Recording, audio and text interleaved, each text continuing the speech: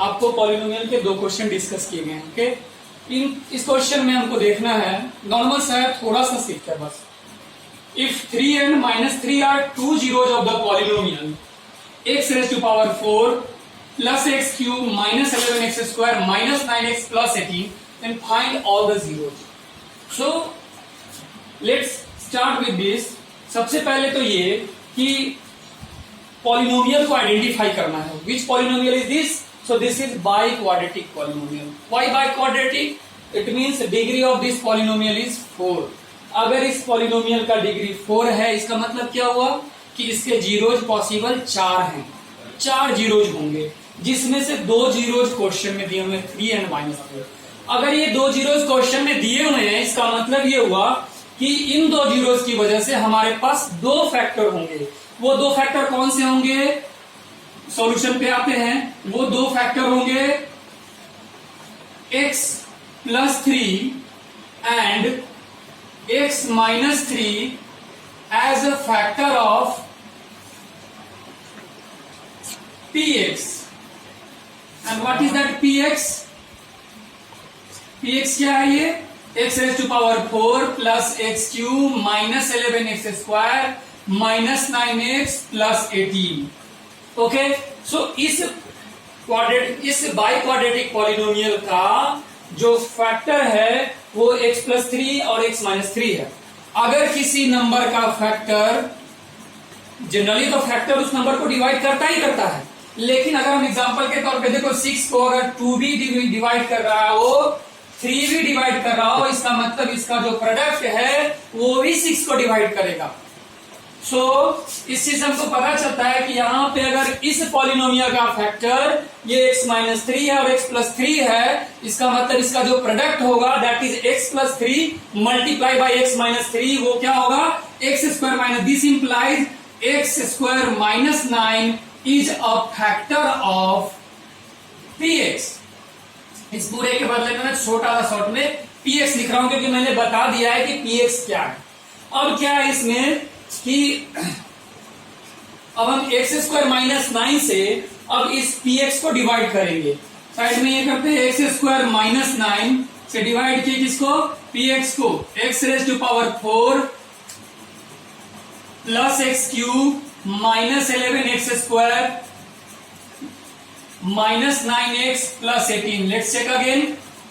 x raise to power 4 plus x cube minus 11x square minus 9x plus 18, ये हमारा px है। और हमने क्या किया? दूसरा जो let's suppose this is gx। Okay, x square minus 9 is gx। Okay, इसे हमने डिवाइड किया। पहला फिर से वही काम करेंगे जो डिवीजन ऑफ पॉलिनोमियल वाले वीडियोज में हमने शेयर किया था कि इसके पहले टर्म को और इसके पहले टर्म को कंसीडर करेंगे। इसका डिग्री 4 है, इसका डिग्री 2 है। अब हम क्या करेंगे? यहां पे क्या लाया जाए? इसका मतलब है कि x स्क्वायर की मदद से x का पावर 4 लाया कैसे जाए? तो हम इस टर्म को इस टर्म से डिवाइड करेंगे तो वो क्या मिलेगा? x स्क्वायर मिलेगा। अब हम x स्क्वायर से पूरे के पूरे पॉलिनोमियल से मल्टीप्लाई करेंगे। अब हमको क्या मिलेगा? x square multiply by x square, x raise to power 4 minus 9 multiply by x square minus 9x square. So let's write here as minus 9x square. अब साइन चेंज करेंगे, so what we will get? This will cancel out and ये क्या आ जाएगा यहाँ पे? x cube, यहाँ पे क्या आ जाएगा? Minus 2x square, then minus 9x and plus 18। ये इंडिविजुअल की चॉइस है, लिखे या ना लिखे, दूसरे तरीके में हो सकता है, नहीं भी लिख सकते। ओके, अब फिर से वही काम जो पहले किए थे कि let's compare this term with this term. Here it is x square और यहाँ पे कितना है? x क्यू है। x स्क्वायर को x क्यू लाने के लिए क्या करेंगे? फिर से वही काम, x Q divided by x square. हमारे पास फिर x आ जाएगा, यानी अगर हम x से मल्टीप्लाई करते हैं तो x क्यू आ गया यहाँ पे, x cube minus 9 multiply by x कितना आ जाएगा? Minus 9x। Okay, again let's find the sum. So sign change it, what we will get? Let's cancel out this, we will cancel out this also, we will get minus 2x square plus 18। अब क्या करना है इसमें कि x square से अब इसको इससे डिवाइड करके चेक करना है कितनी बार में हो जाएगा। फिर -2 से अगर हम मल्टीप्लाई करते हैं, जब हम इसको -2 से मल्टीप्लाई करते हैं तो हमको क्या आ जाएगा, -2 से मल्टीप्लाई करने के बाद -2x² और +18. Let's change the sign.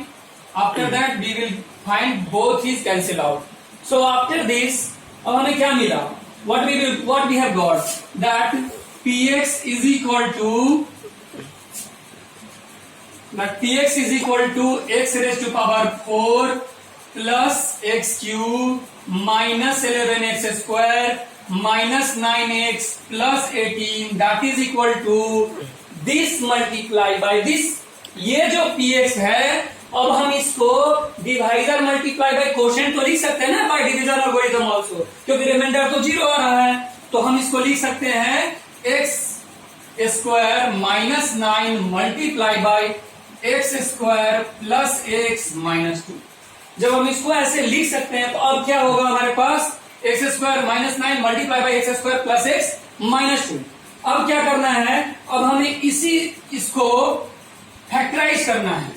जब हम इसको फैक्टराइज करेंगे what we will get, let's come here. Okay, let's come here. So x² minus 9 को लिख सकते हैं x plus 3 multiply by x minus 3. Then after इसको हम क्या कर सकते हैं, फैक्टराइज कर सकते हैं. कैसे करेंगे, x² प्लस x माइनस 2.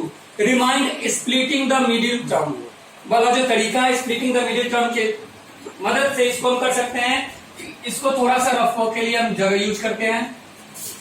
यहां पे क्या है, जब हम इसको निकालने के लिए क्या करेंगे, let's multiply this by this, coefficient of this by this, we will get -2 multiply by 1 -2. अब इसके क्या क्या पॉसिबल हो सकते हैं वेक्टर, दो नंबर का प्रोडक्ट कब नेगेटिव आता है, जब दो में से या तो कोई एक पॉजिटिव हो या नेगेटिव हो. सो ये कैसे डिसाइड होगा कि दो में से एक पॉजिटिव और एक नेगेटिव है. अगर बीच का टर्म, अगर ये जो बीच वाला टर्म है, मिडिल वाला जो टर्म है, अगर वह पॉजिटिव है, इसका मतलब दोनों फैक्टर में से, दो के फैक्टर क्या हो सकते हैं, 2 और 1 होंगे. दोनों फैक्टर में से जो बड़ा होगा वो तो पक्का पॉजिटिव होगा, तो ये +2 हो गया, और एक माइनस तो अपने आप ये माइनस हो गया. सो ये तो पता चल गया कि इसको हम लिख सकते हैं +2 और -1 के रूप में, यानी कि +2x और -x के रूप में, यानी 2x -x के रूप में हम इसको कर सकते हैं. So multiply by x² plus 2x minus x and -2. अब इसका हम फर्दर एक्सपेंशन करेंगे तो हमें क्या मिलेगा, this implies x plus 3 multiply by x minus 3 and multiply by, इसको जब इसमें से भी x कॉमन लेंगे, x multiply by x plus 1, what we will get, x multiply by x plus 2 and -1 multiply by -1, इसमें से कॉमन लेंगे तो हमारे पास आ जाएगा x plus 2.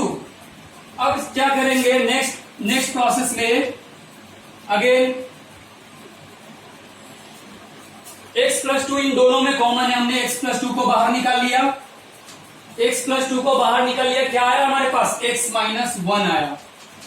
x plus 2 multiply by x minus 1 आया, और ये दोनों जो था साइड में हम उसको इधर लिख लिए, x plus 3 multiply by x minus 3. अब यहाँ पे हम ये भी सोच सकते हैं पहले क्यों नहीं लिखा, बाद में क्यों लिखा, उससे कोई फर्क नहीं पड़ता, क्योंकि 2 मल्टीप्लाई बाय 1 लिखे, 1 मल्टीप्लाई बाय 2 लिखे, दैट इज कम्यूटेटिव प्रॉपर्टी, कोई फर्क नहीं पड़ता. सो अब हमको पता चल गया कि ये जो पॉलिनोमियल है इसके 4 फैक्टर आ गए, x plus 2, x minus 1, x plus 3, x minus 3. अब क्या करना है हमको कि इन चारों फैक्टर्स को 0 से इंडिविजुअली 1 by 1 0 से अगर इक्वेट करेंगे, x प्लस 2 को 0 से इक्वेट करेंगे तो क्या आएगा हमारे पास, -2 आएगा. यानी क्या पता चला हमको, हमें ये पता चला, अब ये तो नॉर्मल सी बात है, इनको अगर हम 0 से इक्वेट करेंगे तो एक 0 क्या आएगा हमारे पास, एक 0 आएगा -2, दूसरा 0 क्या आएगा +1, तीसरा 0 क्या आएगा -3, और चौथा 0 क्या आएगा +3. इसका मतलब ये हुआ क्वेश्चन में तो पहले से हमारे पास +3 और -3 दिए हुए थे, अब हमें -2 और +1 इस मेथड से पता चल गया। यानी हमने क्या किया, हमने सिर्फ इतना किया कि जो हमें जीरोस दिए थे उससे हमने फैक्टर निकाल लिया, और हमें यह पता चला कि फैक्टर से अगर कोई पॉलिनोमियल डिवाइड हो रहा है तो उसके प्रोडक्ट से भी डिवाइड होगा। फिर हमने उसका प्रोडक्ट भी निकाल लिया। अब उसको, उसके प्रोडक्ट को फैक्टर की तरह, यानी वो फैक्टर है ही, अब उससे हमने क्या किया, इसको डिवाइड किया। जब हमने डिवाइड किया तो हमको रिमाइंडर 0 आया। फिर हम उस पॉलिनोमियल को इन दोनों के प्रोडक्ट में लिख सकते हैं। फिर हमने उनको फैक्टराइज किया, लास्ट में हमारे पास ये 4 फैक्टर आए। इन 4 फैक्टर से हमने 4 जीरो निकाला। सो this is all about the solution of this particular question, and this is very easy section, and I hope that you will come to know more if you explore more.